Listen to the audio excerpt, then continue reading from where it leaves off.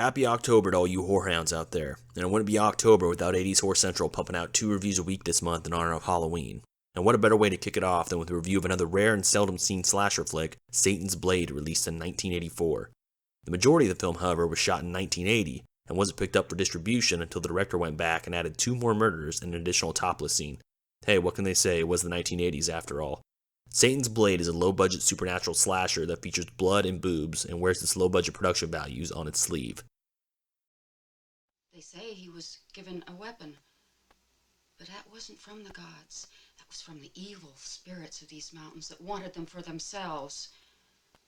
They tricked him into using the weapon to kill not only the people that were coming in, but even his own family, and some say even himself. 2 female thieves take refuge at a ski resort after a deadly bank robbery. After some double-crossing and a mysterious intruder, both thieves are found dead by police. A group of friends arrive at the resort the following day and are wary of staying at the site, but decide to spend the week there anyways. They soon find out about a legendary curse concerning a mountain man who was given a blade by evil forces to help protect the mountain from intruders. The mountain has had a string of murders over the years, and the locals are adamant about the curse and the blade. Soon the group of friends, as well as a neighboring cabin of girlfriends, find themselves being stalked and murdered by an unseen assailant. It says here, 14 years ago, 2 brothers, Frank and Joy Nelson, were killed in the same cabin that those girls were murdered in last night. Was it 14 years ago? Yeah. Hey, look at this. You were on that case too. Yeah, that was my first big case. Satan's Blade is a low-budget endeavor that suffers from bad pacing and some technical issues, like boom mics and bad lighting. But it's also a fairly amusing slasher that features a cool location, a fun premise about a cursed knife, and some gratuitous sleaze.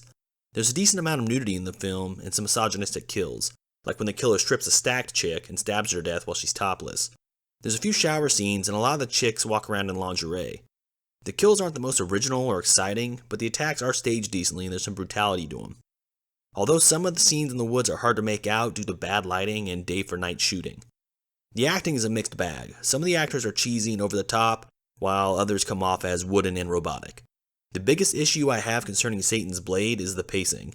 After the film's entertaining and intriguing robbery, double murder, and the murder of the thieves, the film slows down quite a bit, and besides a dream sequence, there isn't another kill until the 45-minute mark. Where are you going? Tony, listen to me. We've got to get to the highway. It's our only chance. We can't go right into the woods with 3 women. We got protection here. Look, I'm not staying here arguing with you. Either come with me or get out of the way, but I can't stand here and wait to be killed. You're not leaving without me, are you, Al?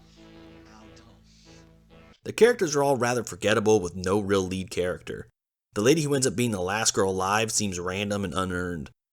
The film does feature a nice twist involving the killer's identity that I found amusing and unexpected. The deputy in the film is a likable rookie and comes off like a bumbling idiot, but the twist reveals he is the robbery accomplice and also possessed by the evil blade. From the film's trailer and dream sequence, I did expect the killer to actually be the creepy-looking mountain man of legend, so I was slightly disappointed when it was just the deputy. The film's effects are cheap, but there is a decent amount of blood. The film score is rather generic and what you would expect from a low-rent slasher. All I ever wanted was the money. I didn't want to kill anyone. I didn't never want to hurt anyone. It's just there's something inside me that... Satan's Blade is a forgotten and rather average slasher. Prism Video picked up the movie for home video release, but Satan's Blade died a lonely death, as it probably should have, as the slasher market was oversaturated and there was nothing really setting this film apart from the rest of the cheap slashers flooding the market. I found the film to be amusing and somewhat entertaining, but the slow parts of the movie and the rather pedestrian cast made it a slasher I wouldn't necessarily recommend. There is some fun to be had with the bad acting and cheap effects, but it's not a classic lost in time film. Okay. There was a murder here last night, but the police think it was involved somehow with a bank robbery yesterday. Nothing for you to worry about. That's if it isn't the legend. Well, I can't wait to hear this. It's happened. It's happened again. What does that mean? I no longer need George anymore. He's become a burden.